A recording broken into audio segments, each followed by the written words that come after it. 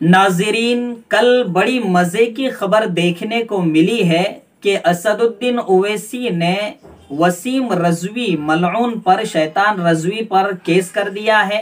कि अल्लाह के रसूल के खिलाफ इसने जो किताब लिखी है, और हैदराबाद के कमिश्नर से ये मांग की है हुकूमत तेलंगाना से कि उसको जल्द से जल्द अरेस्ट किया जाए, गिरफ्तार किया जाए। इस पर मुझे बहुत ज्यादा खुशी हुई, क्योंकि कानूनी चारा जो ये हमारा हक है जिसको उन्होंने इख्तियार किया है और करना भी चाहिए, लोग उन्हें इसीलिए चुनकर लाते हैं।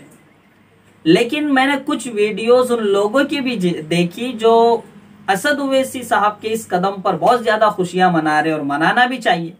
लेकिन वही लोग अरशद मदनी साहब इसी तरह जमीयत उलमा पर ये इल्जाम लगाते हुए हर रोज दिखाई देते हैं कि ये सिर्फ केस ही लड़ते हैं, ये सिर्फ मदद ही करते हैं और कोई रास्ता ये इख्तियार नहीं कर रहे। आप समझ रहे कौन सा रास्ता ये मुतालबा करते रहते हैं,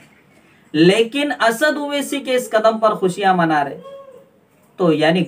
एक ही काम है, जमीयत उलमा भी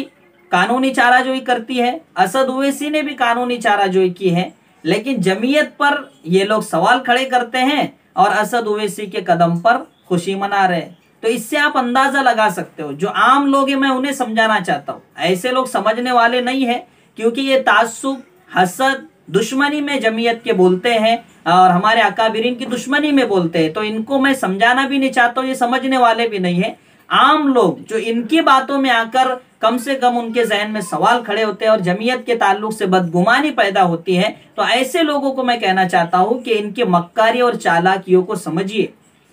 कि एक ही चीज में एक की तारीफ और एक की बुराई क्यों कर रहे हैं भाई। इसलिए ये इंडिया है साहब, मैं बार बार बहुत सी वीडियो में समझाया हूं कि कानूनी चाराजोई ही हमारा एक रास्ता है जमहूरी मुल्क में, और वो करते हैं हमारे अकाबिरीन और करते आए हैं। और ऐसे ऐसे लोगों का केस लड़ा है कि जिनको दहशतगर्द घोषित किया गया था, उनको भी अल्लाह के फजलो करम से जमीयत ने छुड़ाया है। तो इसलिए ऐसे सवाल करने वालों से मैं कहूंगा कि भाई जरा सोच समझ कर बातें किया करें, आप गुमराह लोगों को नहीं कर सकते। हम जैसे अभी छोटे मौजूद हैं अकाबिरीन के दिफा के लिए, जमीयत के दिफा के लिए, तब तक इंशाअल्लाह आप लोग आपके शरअंगेजियों में कामयाब नहीं होंगे, और इंशाअल्लाह जितनी हमारी ताकत है हम आपको कामयाब नहीं होने देंगे।